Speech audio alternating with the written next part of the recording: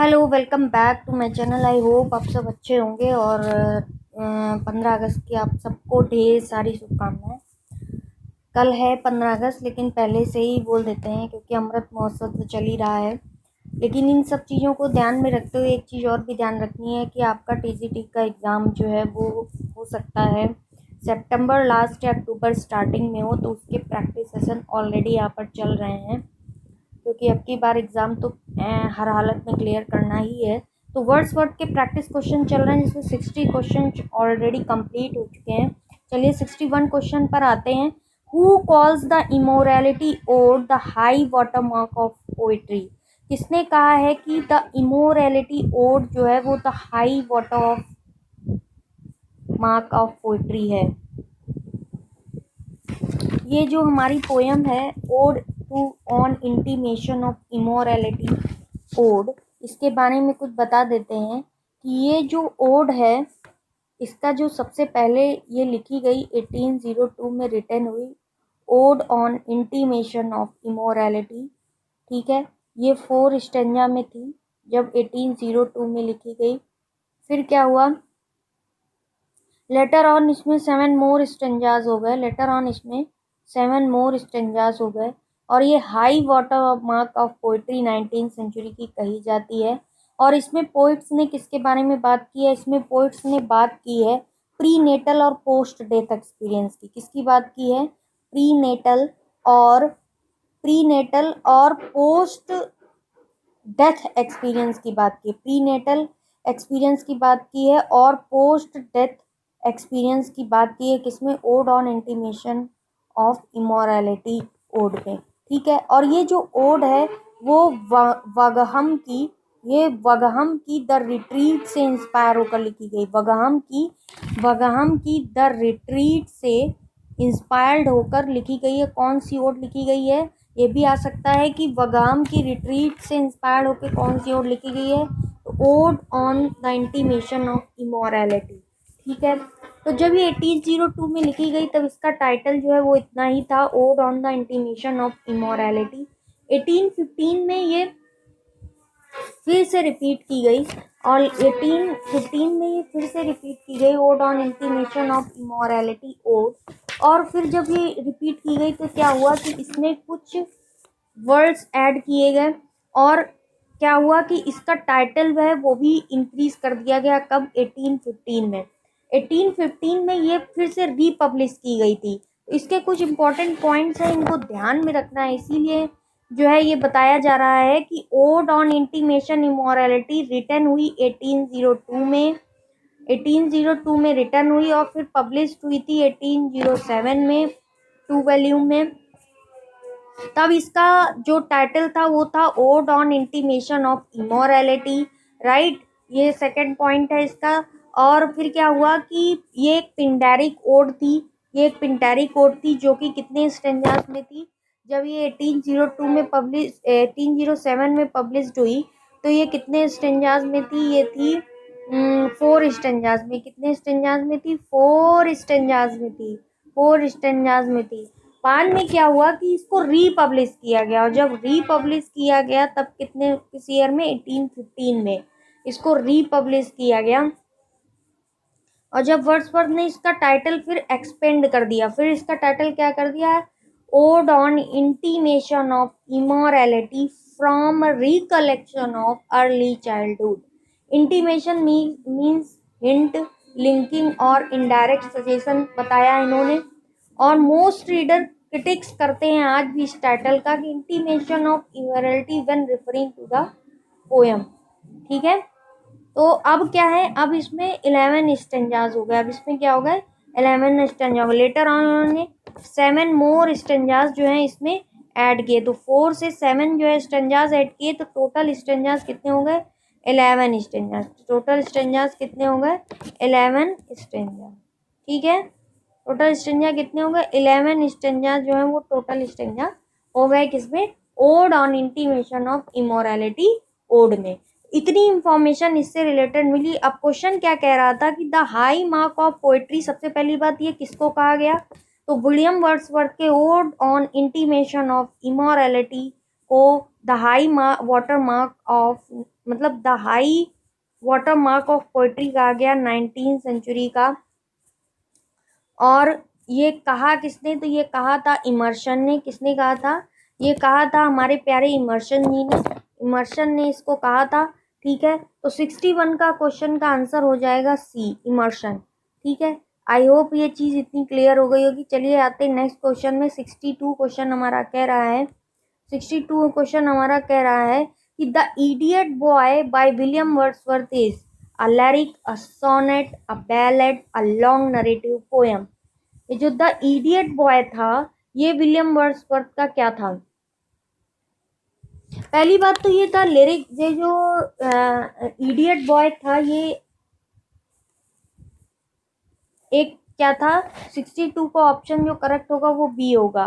तो ये ये जो इनका लैरिकल बैलेड आया था ना, लैरिकल बैलाड जो आया था, या लैरिकल बैलेड जो 1798 में पब्लिश हुआ था, उसी का ये पार्ट था द इडियट बॉय। और ये इडियट बॉय तभी कहा, क्या कहा जाता है, अ बैलेड। क्या कहा जाता है, अ बैलेड कहा जाता है। इस स्टोरी में एक इडियट सन है पुअर कंट्री वुमेन का, बेटी Foy, who is sent off on horseback by night to face the doctor for a sick neighbor।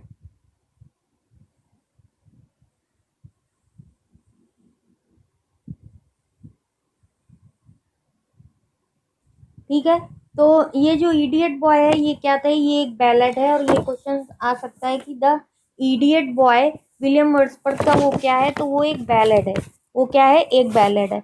अब आपको बता देंगे जो लैरिकल बैलेड है ना, इसकी जो फर्स्ट पोएम थी वो कौन सी थी, ये बताइए। लैरिकल बैलेड की जो फर्स्ट पोएम थी वो कौन सी थी, वो थी VR7। वो क्या थी, VR7 लैरिकल बैलेड्स की फर्स्ट पोएम थी। ठीक है, टोटल कितनी थी, 23। 19 पोएम थी वर्ड्सवर्थ की, और 4 पोएम थी, 4 पोएम किसकी थी, 4 पोएम थी कॉलरिज की। लेकिन जो VR7 पोएम थी वो किसकी फर्स्ट पोएम थी, वर्ड्सवर्थ की। VR7, ध्यान रखिएगा ये पॉइंट। VR7 जो पोएम थी वो किसकी पोएम थी, वो पोएम थी विलियम वर्ड्सवर्थ की। ठीक है, विलियम वर्ड्सवर्थ की पोएम की बात कर रहा है। विलियम वर्ड्सवर्थ की जो सबसे पहली पोएम थी वो कौन थी, VR7। लेकिन लैरिकल बैलेड्स की जो फर्स्ट पोएम थी वो कौन सी पब्लिश हुई थी, वो उसमें जो 23 में जो टोटल में फर्स्ट पोएम थी वो थी the rime of ancient mariner. The rime of ancient mariner, ये जो है इनकी फर्स्ट पोएम पब्लिश थी कॉलरिज की।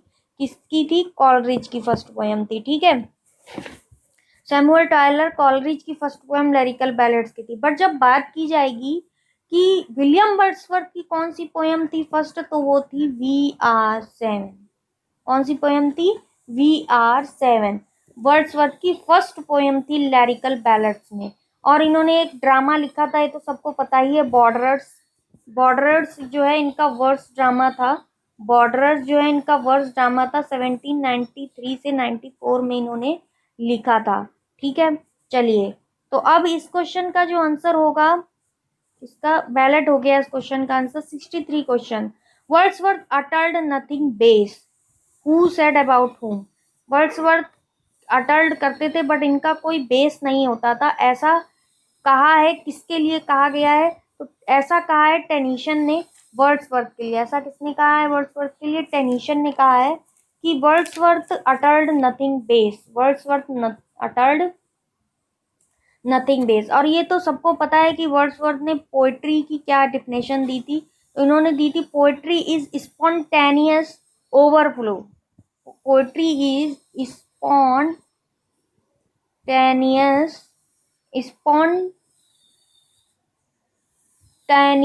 Spontaneous overflow of powerful feeling, overflow of powerful feelings, overflow of powerful feelings and emotions and powerful feelings and emotions, and poetry has its origin in emotions recollected in tranquility, and Wordsworth belonged to group of टॉरी किस group of से belong करते थे, group of टॉरी से belong करते थे। ठीक है, ये इनकी जो है पूरी पोएट्री की डेफिनेशन है। Poetry is spontaneous overflow of powerful feelings and emotions and poetry has its origin in emotions recollected in tranquillity. तो ये जो लाइन थी वर्ड्सवर्थ अटर्ड नथिंग बेस, ये लाइन थी टेनीसन ने वर्ड्सवर्थ के लिए कही थी। Move to 64 question and 64 question कह रहा है he is the greatest poet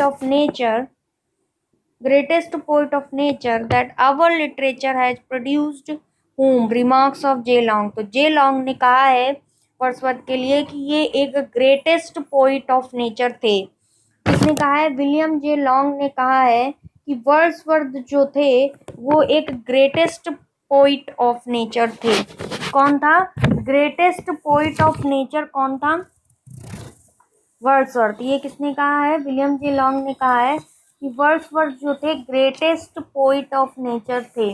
Wordsworth क्या थे, ग्रेटेस्ट पोइट ऑफ नेचर थे। एक लाइन और है जो कि कही गई है, तो ये ध्यान रखिएगा, ग्रेटेस्ट पोइट ऑफ नेचर किसके लिए कहा गया, वर्ड्सवर्थ ने। और किसने कहा है, विलियम जे लॉन्ग ने कहा है। किसने कहा है, विलियम जे लॉन्ग ने कहा है। ठीक है, और एक पोयम है फॉर अ हैंडफुल, अभी हो सकता हो क्वेश्चंस में आए, but before I am telling you कि for a handful of silver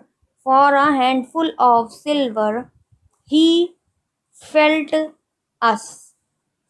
us for a handful of silver he felt us। ये लाइन किसने कही है वर्ड्सवर्थ के लिए, तो ये कही है रॉबर्ट ब्राउनिंग ने। किसने कही है, रॉबर्ट ब्राउनिंग ने। For a handful of silver ये लाइन कही है रॉबर्ट ब्राउनिंग ने। और मोरल यूनक किसने बोला है इनको, तो मोरल यूनक जो इनको बोला है वो बोला है शैले ने। मोरल यूनक किसने बोला है, शैले ने। मोरल यूनक इनको शैले ने बोला है। ठीक है, और handful of silver Robert browning ने बोला है। Greatest poet of nature William J long ने बोला। ये इतनी लाइन समझ में आ गई होगी। Move to next 65 question. The poem happy warrior is partially a commemoration on the death of. ये जो हैप्पी वैरियर है ये पार्शली जो कॉमोरेशन है किसकी डेथ के उस पर दिखाई गई है। तो 65 का हमारा जो आंसर हो जाएगा वो हो जाएगा क्वेश्चन का, मतलब पार्शली जो उसमें कॉमोरेशन है डेथ का, वो किसकी डेथ का बताया गया है, तो वो बताया गया है John Wordsworth. He was the father of William Wordsworth. तो जॉन वर्ड्सवर्थ के बारे में हैप्पी वैरियर में जो है बताया गया है। वैसे तो ये नेल्सन मंडेला की के बारे में ही डिक्टेट करती है, बट उसका जो पार्सली जो उसका कुछ पार्ट है वो commemoration on the death of John Wordsworth को डिस्क्राइब करता है। Move to next question. और 66 क्वेश्चन कह रहा है Wordsworth first volume of poetry is. Question में ध्यान दीजिएगा, वर्डिंग में क्वेश्चन की ध्यान दीजिएगा कि वर्ड्सवर्थ की फर्स्ट वॉल्यूम ऑफ पोएट्री कौन सी है। तो 66 क्वेश्चन का आंसर हो जाएगा, 66 क्वेश्चन का आंसर हो जाएगा डिस्क्रिप्टिव स्केचेज, जो 1793 एंड 94 में लॉन्ग नरेटिव पोयम में आई है। नरेटिव पोयम में आई है। The descriptive sketches and N evening walk, ये दो पोयम थी। बट जो फर्स्ट वॉल्यूम ऑफ पोएट्री कही जाती है वो डिस्क्रिप्टिव स्केचेस है। और जो फर्स्ट पोयम कही जाती है, जो फर्स्ट क्या कही जाती है, फर्स्ट पोयम कही जाती है वो कही जाती है इवनिंग वॉक। वो क्या कही जाती है, इवनिंग वॉक। ठीक है, the descriptive sketches is a first volume of poetry and evening walk is a first poem of poetry. ठीक है, फर्स्ट पोयम ऑफ पोएट्री कही जाती है evening walk, and evening walk first poem of poetry, and first volume of poetry जो है वो descriptive sketches कही जाती है। ठीक है, आई होप इतना क्लियर हो गया होगा। तो first volume descriptive sketches and first poem जो है वो in an evening walk. 67 question है the prelude is said to be biographical sketches of Wordsworth. Psychological and autobiography of Wordsworth, Spiritual autobiography of Wordsworth या biography of Dorothy Wordsworth। तो 67 का question का answer हो जाएगा स्पिरिचुअल ऑटोबायोग्राफी ऑफ वर्ड्सवर्थ। क्या हो जाएगा? Spiritual autobiography of Wordsworth. इसका आंसर हो जाएगा कि the prelude is said to be the spiritual autobiography of Wordsworth. 67 का सी ऑप्शन करेक्ट हो जाएगा।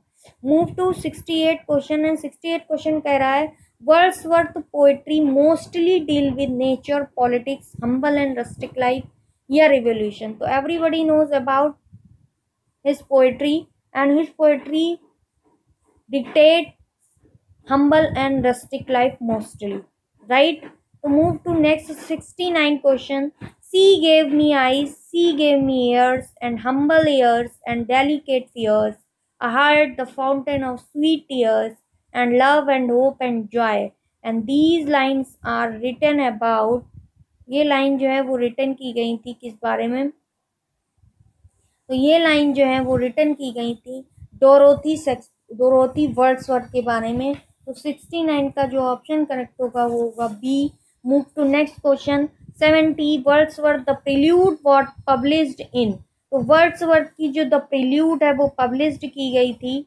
वर्ड्सवर्थ का जो प्रिल्यूड है वो पब्लिश्ड किया गया था 1850 में मैरी हचिंसन के द्वारा। किसके द्वारा?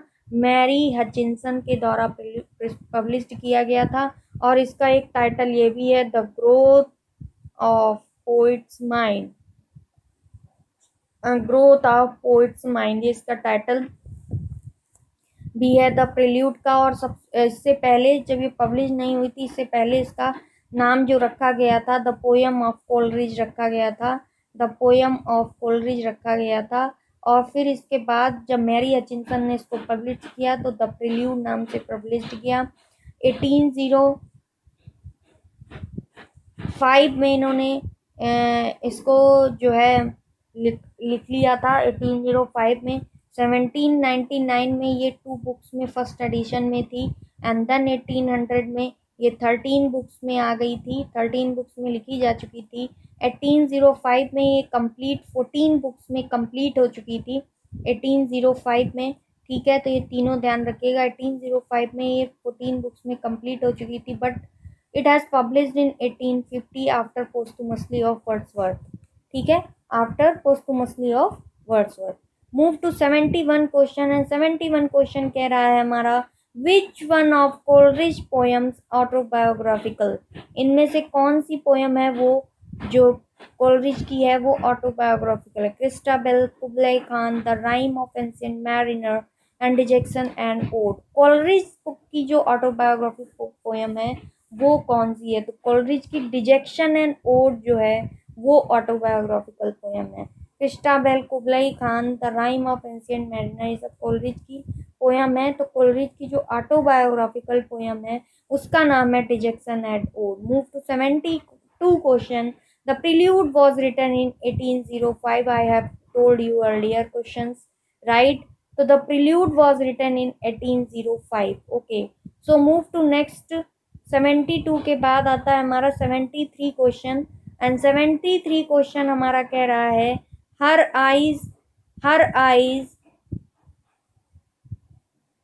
eyes as stars of twilight fair, like twilight is to her dusky hair, but all things else but her drawn. These lines were written by Wordsworth. ये लाइन किसके द्वारा लिखी गई है? हर eyes as stars of twilight fair, like twilight is to her dusky fair, but all things else about her drawn. And these lines were written by William Wordsworth. And the prelude is a novel, a foreword of lyrical ballads, an autobiographical poem in verse, a collection of poems. Which answer is correct in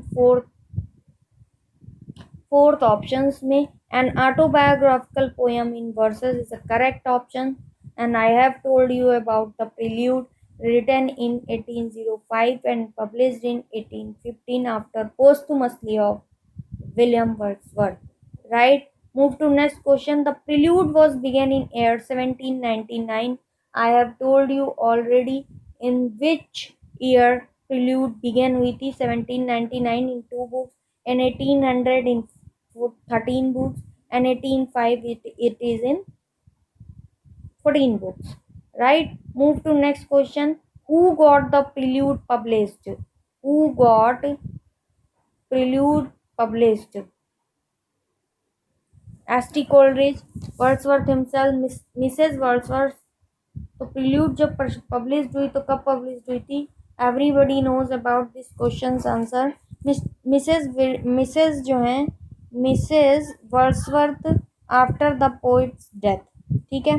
7 question, who of the following critics calls the prelude the unique autobiographical poem? Selincourt, Compton, Rickett, Legouis and Cazamian. तो किस critic ने call किया है prelude को कि the unique autobiographical poem? क्या कहा है? The unique autobiographical. वैसे ये the special autobiographical poem versus कही जाती है, but the unique autobiographical poem किस क्रिटिक्स ने कहा है? लिगियोसिस ने। किसने कहा है?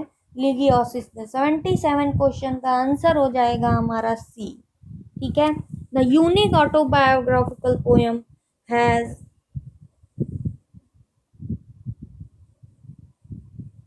लिगियोसिस ने ये कहा है, ठीक है। चलिए आगे बढ़ते हैं 78 क्वेश्चन में। 78 क्वेश्चन कह रहा है what was the original title of the Wordsworth autographical poem? Autobiographical poem का जो ओरिजिनल टाइटल था वो क्या था? वो टाइटल था द रिकल्स, ठीक है ना। तो what was the original title of Wordsworth autobiographical poem? ठीक है, तो वर्ड्सवर्थ का जो ऑटोबायोग्राफिकल ये पोयम है, इसका जो ओरिजिनल टाइटल था वो क्या था? ऑप्शंस, ओरिजिनल टाइटल था वो क्या था?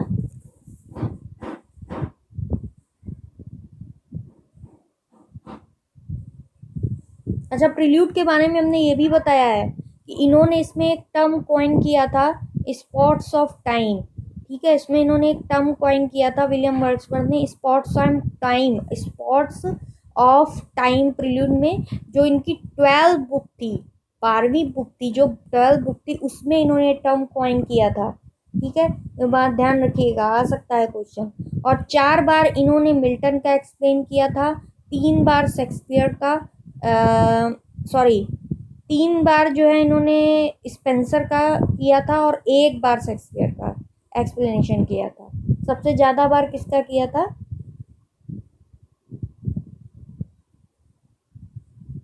सबसे ज़्यादा बार किया था मिल्टन का। फर्स्ट बुक आई थी 1799 जो कि इनकी 2 बुक्स के साथ थी। सेकेंड वर्जन 1805 में आया था 13 बुक्स के साथ में, और 1850 में ये 14 बुक्स के साथ पब्लिश्ड की गई थी, ठीक है। 1850 में 14 बुक्स के साथ पब्लिश्ड की गई थी और ये कंप्लीट हो चुकी थी 1805 में। एक ऑटोबायोग्राफिकल पोयम है 14 बुक्स की, ठीक है। मैरी एचिंसन के द्वारा पब्लिश की गई थी, ब्लैंक वर्स में ये कंपोज की गई थी। ओरिजिनली जो इंटेंडेड है एज एन इंट्रोडक्शन, तो ये द रिकल्स में इंटेंडेड है। ओरिजिनली जो टाइटल है वर्ड्सवर्थ ऑटोबायोग्राफिकल पोयम का, वो originally intended as an introduction to the recluse. Recluse का एज एन इंट्रोडक्शन ओरिजिनली जो है वो प्रिल्यूड है, इसकी जो ऑटोबायोग्राफिकल पोयम है वो कही जाती है, ठीक है। आई होप ये चीज़ आपको क्लियर हुई होगी। आपने एक और पोयम का नाम सुन रखा होगा, द एक्सकर्जन। क्या नाम सुन रखा है? The excursion. द एक्सकर्जन नाम सुन रखा होगा, और ये 1814 में जो है कंपोज्ड की गई थी, 1814 में। तो ये क्या है? ये जो है सेकेंड पार्ट ऑफ रिकल्स है। ये क्या है? सेकेंड पार्ट ऑफ रिकल्स है। ये सेकेंड पार्ट ऑफ रिकल्स कही जाती है। सेकेंड पार्ट ऑफ रिकल्स है। ये क्या है? सेकेंड पार्ट ऑफ रिकल्स कही जाती है। क्या कही जाती है? सेकेंड पार्ट ऑफ रिकल्स कही जाती है, ठीक है। ये एक अनफिनिश्ड है, लार्जर वर्क है। तो ये एक्सकर्जन जो है 1814 में कंपोज्ड की गई थी और इसका सेकेंड पार्ट है रिकल्स। और इस वर्क में also mean to include the prelude, Wordsworth की जो अदर पोयम है which was eventually published posthumously, ठीक है।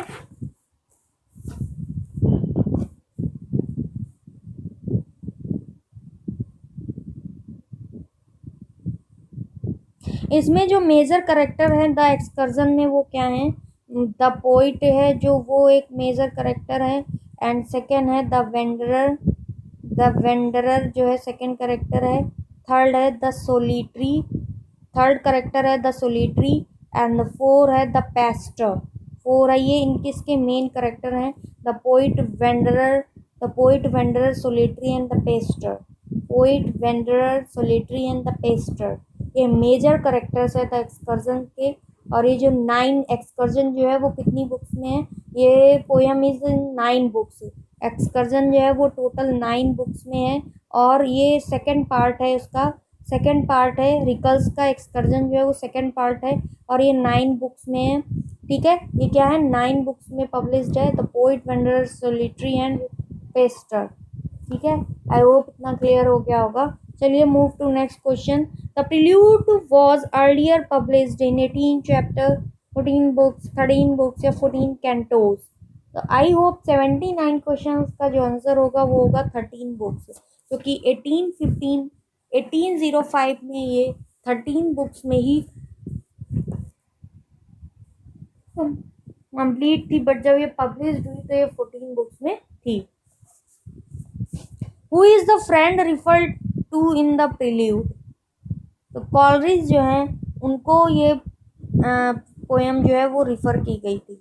चलिए 81 क्वेश्चन कह रहा है who is the hero of the prelude, prelude के हीरो कौन थे, मैन, नेचर, वर्ड्सवर्थ हिमसेल्फ या कॉलरिज। 81 क्वेश्चन का आंसर है वर्ड्सवर्थ हिमसेल्फ, 81 क्वेश्चन का आंसर है। सो नेक्स्ट क्वेश्चन पर बढ़ते हैं, और नेक्स्ट क्वेश्चन था हमारा कि the school referred to in book second of the prelude, ये द स्कूल जो रिफर्ड करता है बुक सेकेंड में द प्रिल्यूड में कौन सा स्कूल था, Hawksford school, nature, Christ Church, Cambridge university.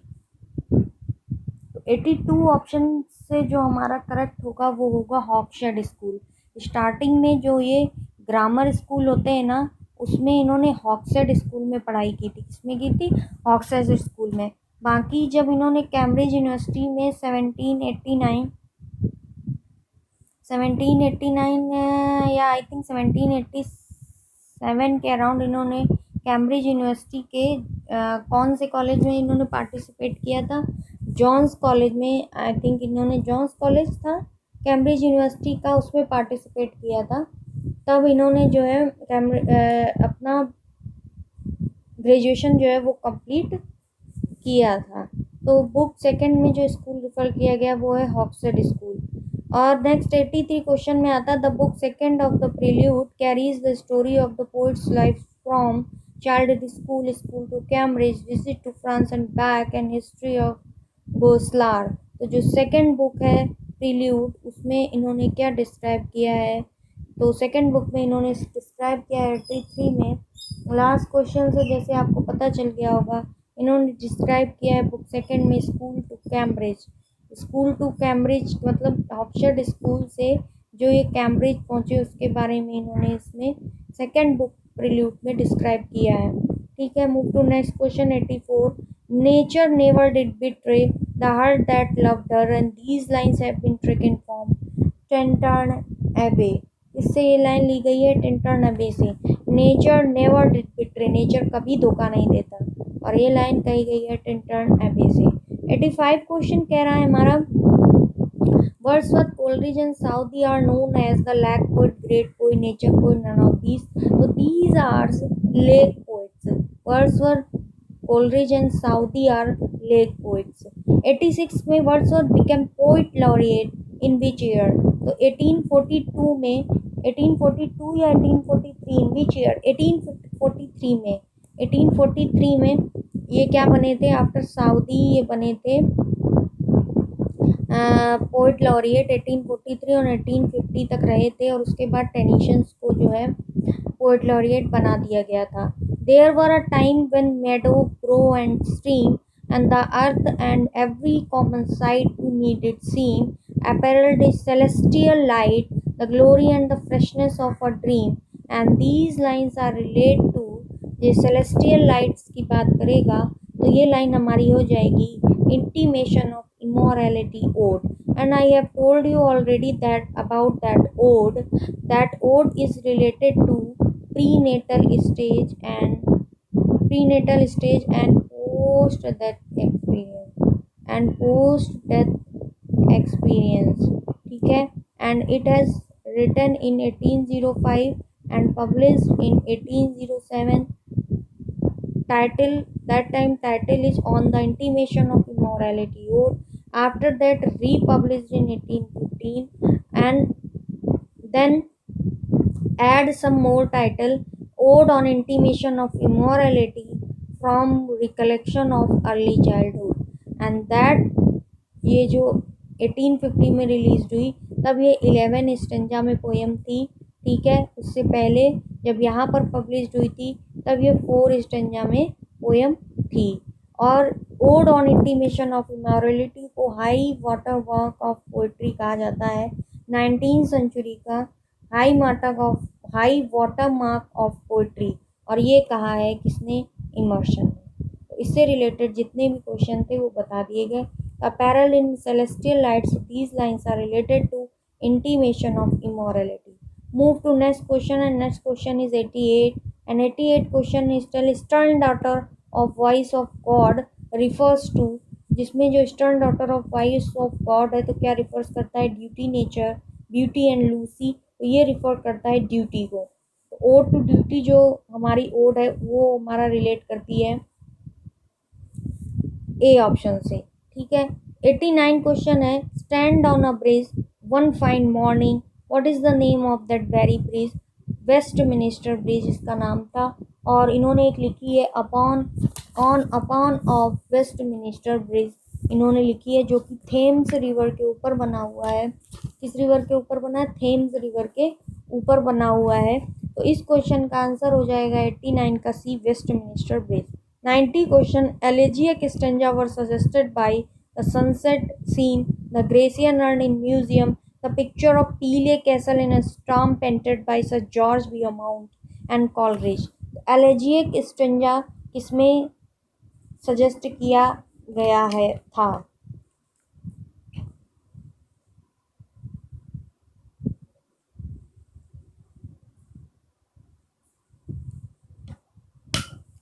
इस क्वेश्चन का जो हमारा आंसर होगा वो हो जाएगा सी ऑप्शन करेक्ट हो जाएगा. Peele Castle in a storm painted by sir George Beaumont. 91 question आ गया. इनकी ये बहुत मोस्ट फेमस सोनेट है in the world is too much with us, जिसमें मैटेरियलिस्टिक लाइफ के बारे में बताया गया और कहा गया है कि लोग मैटेरियलिस्टिक लाइफ की तरफ जा रहे थे और किस लाइफ की तरफ जो है जाना चाहिए था? नेचुरल लाइफ की तरफ जाना चाहिए था. तब बट क्या लोग क्या कर रहे थे? लोग जो है मैटेरियलिस्टिक लाइफ की तरफ जाने से नहीं जा रहे थे. कहाँ जा रहे थे लोग जा रहे थे कहाँ पर? लोग जा रहे थे किसकी तरफ जा रहे थे? लोग जा रहे थे मैटेरियलिस्टिक लाइफ की तरफ. कहाँ जा रहे थे लोग? मैटेरियलिस्टिक लाइफ की तरफ लोग जा रहे थे. इसमें the world is too much with अस में ये एक्सप्लेन किया गया. और ये जो पोएम है ये विलियम वर्ड्सवर्थ की पोएम है the world is too much with us. And these poem are relate to, ये पोएम जो है हमारी, ये एक पोएम क्या है? ये एक सोनेट फॉर्म में पोएम है. ये किस फॉर्म में पोएम है? सोनेट फॉर्म में पोएम है. The world is too much with अस. ठीक है, यही हमको बताना था. ये पोएम जो है the world is too much with अस, संसार की हर चीज़ बहुत इम्पोर्टेंट है बट नेचर पर ध्यान नहीं है, मटेरियलिस्टिक चीज़ों पर ध्यान है. इसमें इसी के बारे में भी बताया गया जैसा कि हमने आपको बताया. ठीक है. और ये सोनेट कनेक्ट करती है मैन को नेचर के साथ. किससे कनेक्ट करती है? ये सोनेट कनेक्ट करती है मैन को नेचर के साथ. मैन को नेचर के साथ कनेक्ट करती है. composed in 1802 and published in 1807 in 2 volumes. इसमें 2 वॉल्यूम्स में। अभी हमने क्या बताया था कि इनकी first volume of poetry the descriptive sketches, first poem of poetry and Indian walk, ठीक है। इसमें क्या बताया गया है कि too much with us the poet laments, दुखी होता है किस लिए, loss of innocence, attachment to the world, materialistic tendencies, none of these.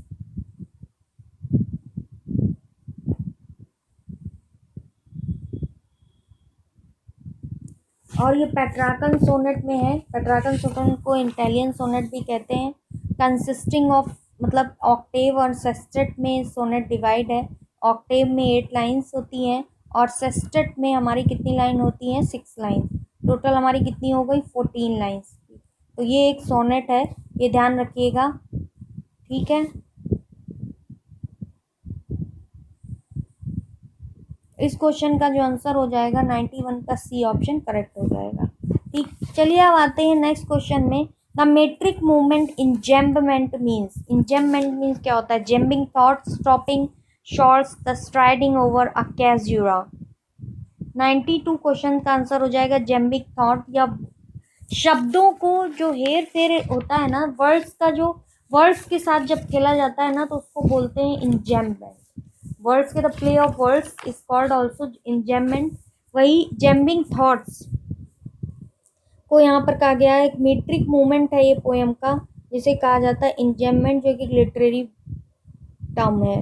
93 question है, the De Doctrina Christiana cast doubt on the orthodoxy of Paradise Lost, Paradise regain, history of Britain, Pro Se डिफेंसियो।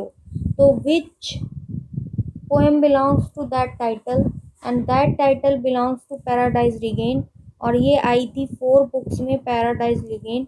इसमें केवल बात की गई है किसकी, Christ की, मतलब कि जो कृष्ण होते, भगवान कृष्ण, उन्हीं के बारे में केवल बात की गई है पैराडाइज रिगेन में। एंड ये 1671 में आई थी, किसके, along with Samson agonist, Samson agonist के साथ ही 61 में 4 बुक्स के साथ ये रिलीज हुई थी। 94 क्वेश्चन है, which poem is called the high water mark of poetry, as you all know the immortality ode. अब तो सारे क्वेश्चन जो है इजी लगने लगे होंगे, क्योंकि बहुत कुछ क्वेश्चंस की डिटेल दे चुके हैं already. 95 question, the prelude was written in 1805, water water everywhere, nor any drop to drink, we find these lines in water water everywhere, nor any drops to drink। तो ये जो पानी पानी सब जगह पर है, इसका आंसर क्या होगा, इसका आंसर होगा, ऑप्शंस देख लेते हैं पहले। 3 rhymes of 3 years 3 grew in sun and shower, ये लूसी का एक टाइटल है। Westminster bridge, rime of the ancient mariner and Tintern Abbey. 96 question का आंसर हो जाएगा 6। तो water water everywhere, these lines are relate to rime of ancient mariner, and this poem is Coleridge. First poem है lyrical ballads की, जो rime of ancient mariner है। And last poem जो lyrical ballads की है, वो टिंटर्न एबे है। बट जब कहा जाए कि वर्ड्सवर्थ की फर्स्ट पोएम कौन सी है, तो वर्ड्सवर्थ की जो फर्स्ट पोएम है वो है वी आर 7। क्या है, वी आर 7, ठीक है। Move to next question, the wagoner is written by Wordsworth. हमने आपको बताया कि द प्रिल्यूड में पेस्टर, वैगनर, सॉलिटरी, ठीक है, और द पोएम, ये चारों टाइटल आते हैं। तो 98 क्वेश्चन का जो आंसर हो जाएगा वो हो जाएगा सी, वर्ड्सवर्थ। नेक्स्ट है हमारा 99 क्वेश्चन, कह रहा है at length the man perceives, at length the man perceives it die away and fade into the life of common day, in which poem of Wordsworth does line occurs। तो 99 question का जो हमारा answer होगा वो होगा ए, immorality odd. 99 question का हमारा answer क्या हो जाएगा, इमोरलिटी ओड।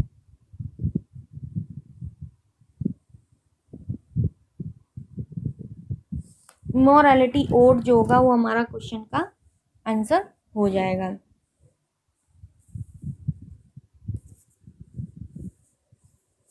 चलिए आगे बढ़ते हैं। 100 को 100 क्वेश्चन पे आते हैं। 100 क्वेश्चन कह रहा है to which of following poets does the phrase willing suspension of disbelief. ये जो willing suspension of disbelief phrase है ये किस पे अप्लाई होती है? वर्ड्सवर्थ पे, शैली पे, कॉलरिज या ड्राइडन पे? तो 100 का ऑप्शन करेक्ट होगा willing suspension of disbelief that is related to Coleridge. किससे रिलेट करती है? कॉलरिज से। आई होप 100 क्वेश्चन समझ में आ गए होंगे। अब आपके 50 क्वेश्चंस केवल बचे हैं जिनको मैं 2 लेक्चर्स में कंप्लीट कर दूंगी या एक ही लेक्चर्स के लिए इनफ है। तो चलिए इन क्वेश्चंस की प्रैक्टिस करते रहिए और सेशन को सुनते रहिए, सब्सक्राइब करते रहिए चैनल को। Thank you so much friends.